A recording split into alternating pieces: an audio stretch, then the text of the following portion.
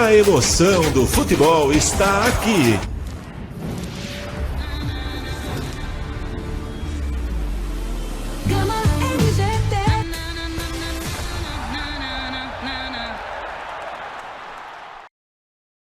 Alô, vocês, ouvintes da Rede Gama MGT. Vamos para esta segunda-feira. Hoje é dia 15 de setembro do ano de 2025 e este é o resumo esportivo para você.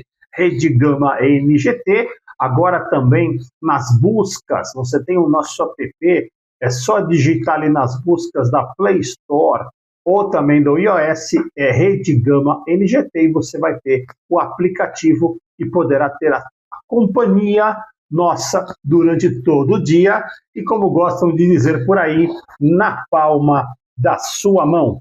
Vamos falando um pouquinho do esporte nesse final de semana. O Campeonato Brasileiro, depois da data FIFA da semana passada, ele acabou retomando.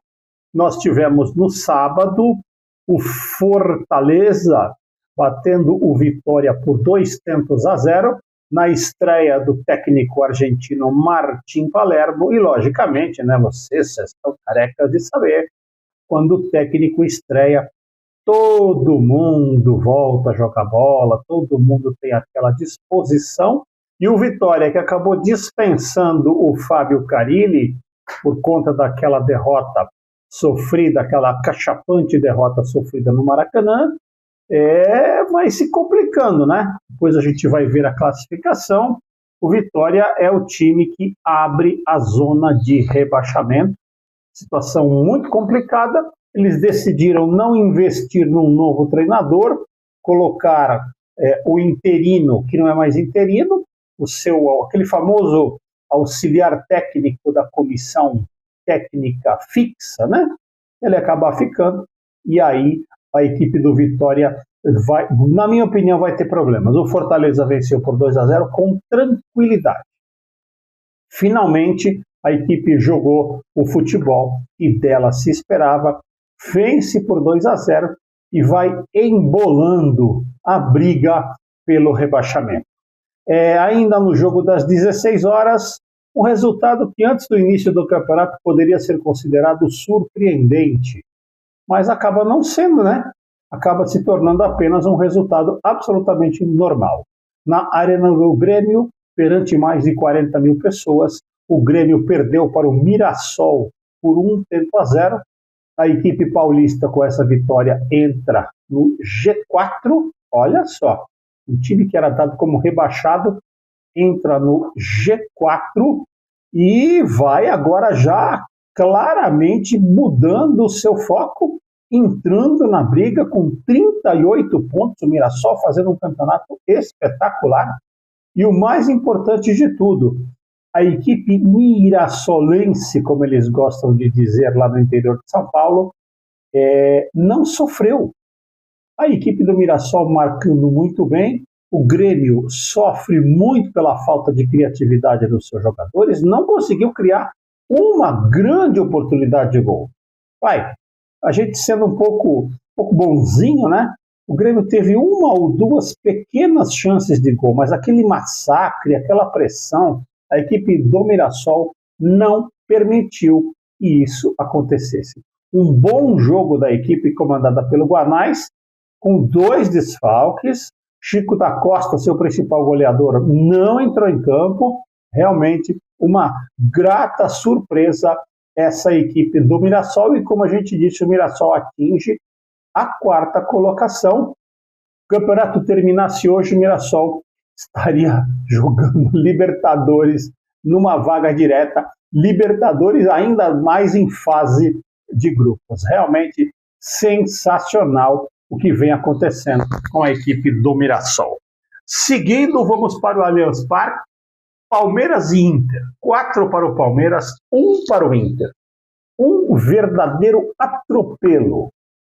Em noite de Vitor Roque, que acabou fazendo 3 gols no primeiro tempo, o Palmeiras vira batendo a equipe do Inter por 4-1, mas vira batendo por 4-0. Um pequeno detalhe. Aquele gol Roger Machado, eu gosto muito dele, acho ele um estudioso, um cara muito inteligente. Só que, na minha opinião, ele escalou o time muito errado.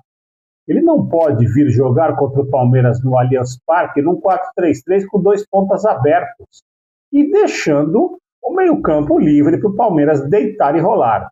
Então, ele na entrevista coletiva que eu acompanhei, ele disse que a estratégia dele foi por terra com 3 minutos de jogo. Lógico, com 3 minutos de jogo, o Inter não pegava na bola. E o Palmeiras teve a primeira chance de gol e com 10 minutos já estava 2-0. Então, o Inter muito mal escalado. Eu não sou de alisar, não. Muito mal escalado, e a culpa da derrota você pode colocar na conta do treinador Roger Machado, que escalou da forma errada. É a mesma coisa que se a gente voltar a 2014, aquele 7-1 que o Brasil levou da Alemanha, é na conta do Filipão. O Filipão não tinha o Neymar, em vez de ele trancar o meio-campo, ele escalou o time para jogar contra a Alemanha com 2 pontas abertos e deixou o meio-campo para que a equipe alemã fizesse quantos gols quisesse. E o Palmeiras só não fez mais ontem porque se poupou, porque tem rodada de Libertadores, um jogo importante contra o River no meio de semana. Então eu coloco na conta do Roger esta má escalação da equipe do Internacional.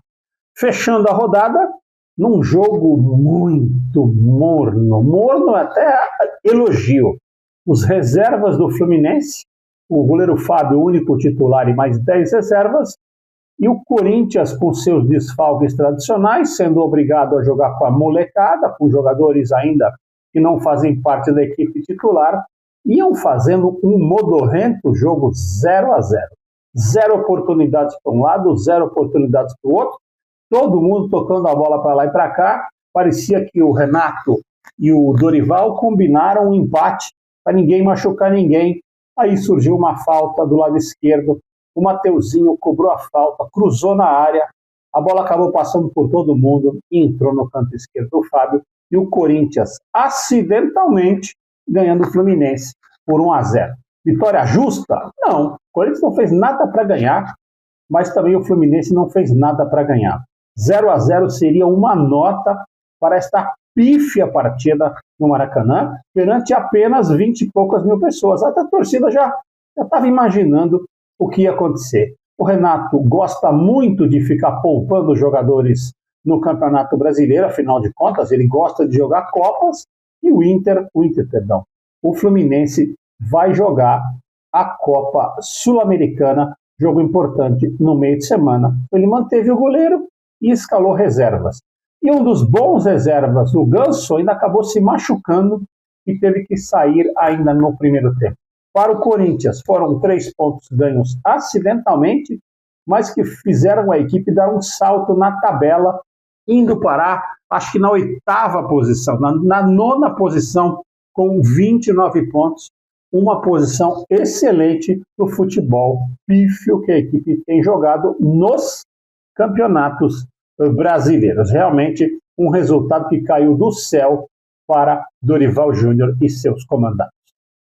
No domingo pela manhã, no Estádio Municipal de Bragança Paulista, Bragantino 1, Sport 1, o Bragantino continua sua sina de péssimos resultados. Os resultados do Bragantino são muito piores do que o seu desempenho.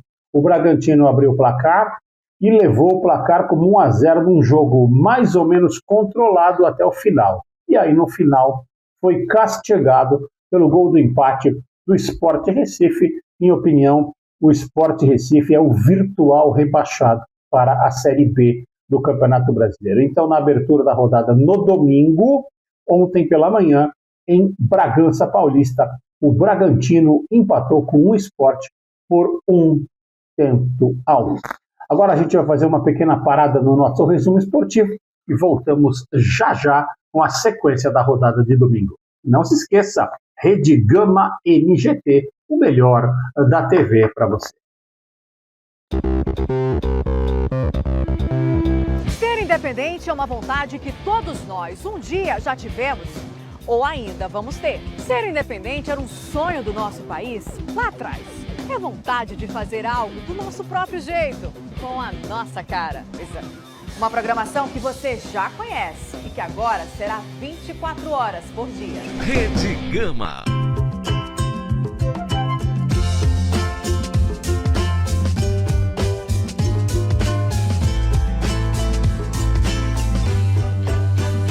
Eu me coloco no seu lugar. Você se coloca no lugar de alguém. E a gente vai mais devagar pra ir mais além. Empatia no trânsito. Estamos todos na mesma estrada.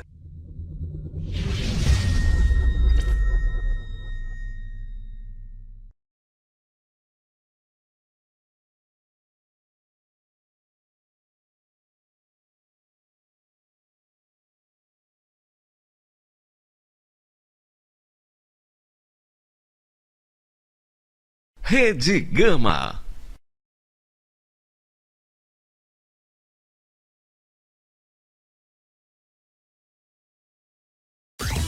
Fios e cabos elétricos em geral para construção de casa, empresa, afiação em geral, chame a Fiobras, pede que a gente faz. Voltamos com o resumo esportivo aqui pela Rede Gama NGT para o segundo bloco do nosso programa, onde vamos falar do complemento da rodada do Brasileirão jogado ontem. Numa Caxias do Sul, com o estádio cheio, o Flamengo finalmente conseguiu ganhar do Juventude. Fazia muitos anos que a equipe carioca não ganhava em Caxias. O Juventude bem que tentou, mas o Flamengo, sem sustos, acabou vencendo por 2-0, num jogo muito controlado pela equipe de Felipe Luiz. Felipe Luiz consegue dar um ótimo padrão de jogo para a equipe do Flamengo, e o Flamengo não fez uma grande exibição, mas jogou o suficiente para continuar na ponta da tabela do Campeonato Brasileiro. Juventude 0, Flamengo 2. No jogo seguinte, ainda o jogo das 16 horas, numa Arena MRV, um bom público, o Atlético Mineiro e o Santos fizeram, na minha opinião, o melhor jogo da rodada. Um jogo emocionante, um jogo disputado e um jogo muito pegado. A gente já vê as ações do técnico Juan Pablo Vojvoda na equipe do Santos, a principal delas, Neymar jogando livre e solto pelo gramado inteiro. Não tem obrigação de marcar, não foi colocado como um terceiro homem de meio campo, e sim como aquele falso 9. Ele fez um primeiro tempo razoável para bom, mas na segunda etapa acabou se destacando e contribuindo muito para que o Santos conseguisse um empate com o Tiquinho, um empate justo. Um jogo muito bom, onde as equipes disputaram muito bem a partida e não tinha como uma equipe perder. O Santos, para variar, teve o Brazão como o personagem da partida, dessa vez não por grandes defesas apenas, e sim por um lance assustador, um choque dele com o jogador do Atlético Mineiro, e ele teve um galo, né? Antigamente a gente chamava isso de galo, então vamos chamar de galo na testa, de uma forma incrível. Ele ainda tentou jogar, mas não conseguiu, teve que sair, e já tivemos logo na sequência as informações que nada de mais grave havia acontecido com o bom goleiro Brazão. O Santos fica numa posição matematicamente ruim, fica na porta da zona de rebaixamento. A gente vai falar da classificação. O Santos é o 16º. O Santos é o 16º, um ponto acima da zona de rebaixamento, o que é muito perigoso, mas eu já vi melhoras na equipe santista. Pelo lado do Galo Mineiro, Sampaoli, né? A gente nunca sabe quando o Sampaoli está sendo sincero ou quando ele está representando a beira do gramado. Ele continua fazendo, entre aspas, as suas invenções, escalando Coelho como ala direita, sabe? Fazendo algumas coisas que o futebol acaba punindo. Eu, particularmente, não gosto da forma como ele se posiciona e da forma como ele tenta inventar a beira do gramado. Mas, quem sou eu, né? O Galo Mineiro, em 2 jogos na mão de Sampaoli, tem um empate e uma derrota. É muito pouco, e continua flertando também o Galo Mineiro com o perigo da zona de rebaixamento. Esses times grandes têm que abrir os olhos, porque o Fortaleza, na minha opinião, vai se recuperar e vai tentar sair nas próximas rodadas da região da confusão, como a gente gosta de chamar. No jogo das 17h30, no Morumbi, com mais de 40 mil pessoas, o São Paulo, com muito sossego e tranquilidade, com o primeiro gol do argentino de Nemo, acaba batendo o Botafogo por 1-0. São Paulo fez um gol logo de cara, naquela sua pressão tradicional, fez a pressão que tinha que fazer, o Botafogo tomou 1-0 e simplesmente não conseguiu reverter a partida. O técnico David Ancelotti ainda está aprendendo muito do que é o futebol brasileiro, mas o que eu tenho notado nos jogos do Botafogo, e eu tenho prestado atenção muito na parte tática, é que ele não consegue mudar a forma de jogar durante a partida. Então, o que acontece? O time sai perdendo por 1-0 e a gente percebe que houve um erro tático ali, um erro no posicionamento, um erro na escalação, e ele não consegue reverter. E o bom treinador é aquele que consegue, a gente brinca, né? Ele consegue trocar o pneu com o carro andando. Então, com a partida em curso, ele tem que fazer alterações táticas na sua equipe para que ela se adapte àquele jogo. E não significa que ele vai ter que jogar sempre naquele esquema. E ele não tem conseguido, talvez por uma questão de não conseguir transmitir as suas ideias à beira do gramado.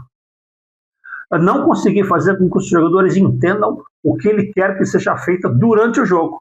Ele consegue preparar a equipe e a equipe vai para campo com aquele modelo do jogo, mas ele não consegue fazer as alterações necessárias. Então, o que acontece? Os jogos do Botafogo começam e terminam do mesmo jeito. Se começam bem, terminam bem.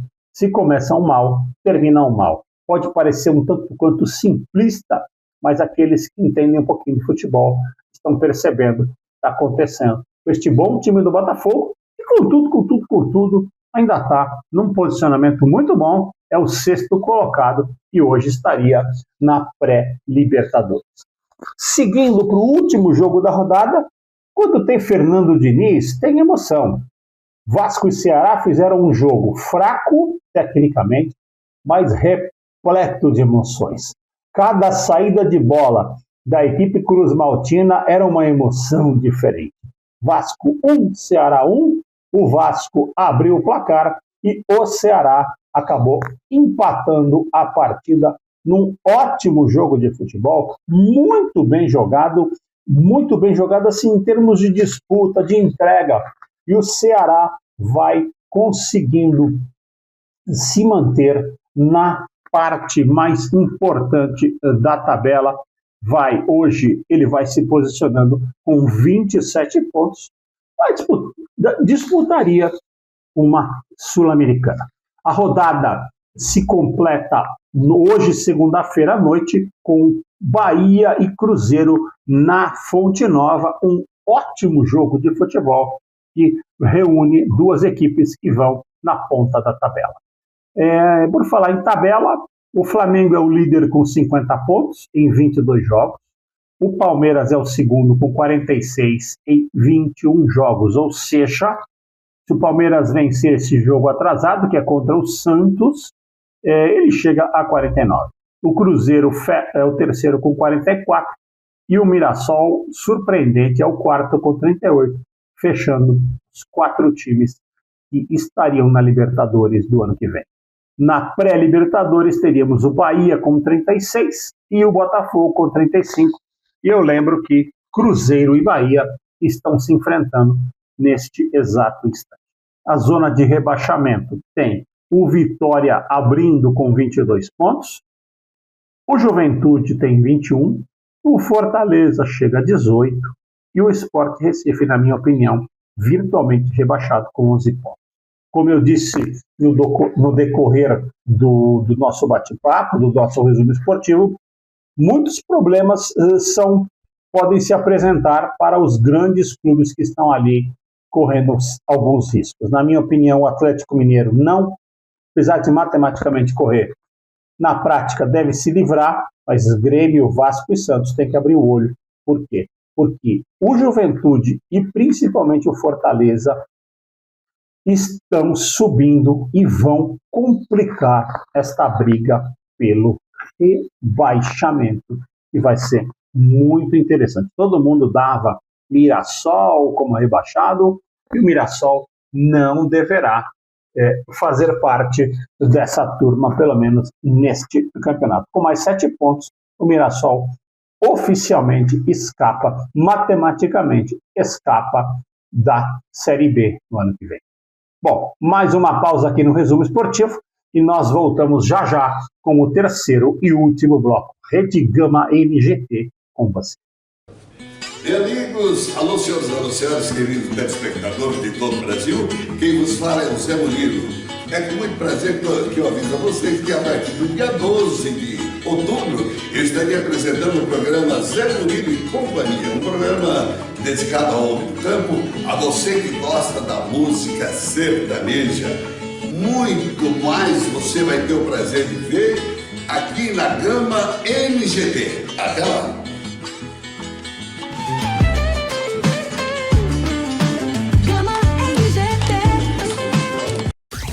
Fios e cabos elétricos em geral para construção de casa, empresa, afiação em geral, chame a Fiobras, pede que a gente faz. Voltamos com o terceiro bloco do nosso resumo esportivo. Como de praxe, esse terceiro bloco ele é dedicado ao futebol feminino e também a outros esportes. Pelo Campeonato Brasileiro de Futebol Feminino, o Corinthians bateu o Cruzeiro ontem pela manhã na Neoquímica Arena por 1-0 e as Brabas do Timão conquistam mais um título. O Corinthians trocou a sua comissão técnica, renovou o seu elenco, mas continua mandando no futebol feminino brasileiro, tanto em termos de título como em termos de estrutura. E meus parabéns, o Corinthians é campeão de novo. E não precisa nem dizer, Neoquímica Arena lotada, recordes e recordes de público, e o Corinthians vai se tornando um dos grandes clubes do futebol feminino em todo o mundo. Mudando um pouquinho os esportes, né? Vamos falar um pouquinho do Mundial de Atletismo no Japão, que iniciou-se na última sexta-feira. Um detalhe fundamental, um detalhe importantíssimo e maravilhoso, o brasileiro Caio Bonfim conquistou uma medalha de prata inacreditável na prova da marcha atlética, perdão, eu ia falar caminhada, porque aquilo parece uma caminhada, da marcha atlética, uma prova sensacional, com uma incrível chegada, muito calor em Tóquio. Os japoneses largaram na frente a prova muito longa, uma prova de 35 quilômetros, em marcha. E os japoneses saíram na frente, o Caio Bonfim mantendo uma 8ª posição durante praticamente toda a prova. Quando faltavam apenas 5 quilômetros, os japoneses simplesmente cansaram.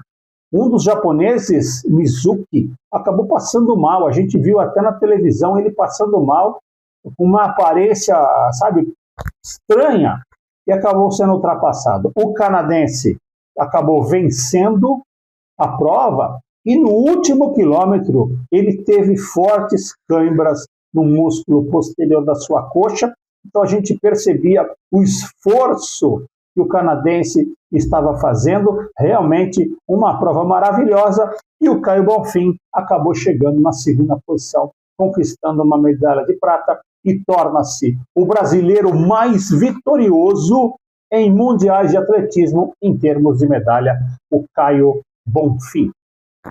Falando um pouquinho do vôlei, o Mundial de Vôlei masculino começou neste final de semana e o Brasil já inicia uma caminhada buscando o título. Bateu a China por 3-1. O Mundial está sendo jogado nas Filipinas. O Brasil saiu perdendo por 7-0, mas acabou virando e venceu por 3-1. O Brasil ainda tem 2 jogos, são grupos de 4, classificam-se 2 para as 8ª de final, 4ª semifinal, e logicamente o nosso resumo esportivo vai estar passando para vocês tudo o que acontecer nesta semana de Mundial. Falando um pouquinho de tênis, tanto masculino quanto feminino, tivemos nessa semana que passou o WTA 250 de São Paulo no Brasil. Eu estive lá num dos dias, acompanhando e cobrindo para vocês da Rede Gama NGT. No feminino, o Brasil,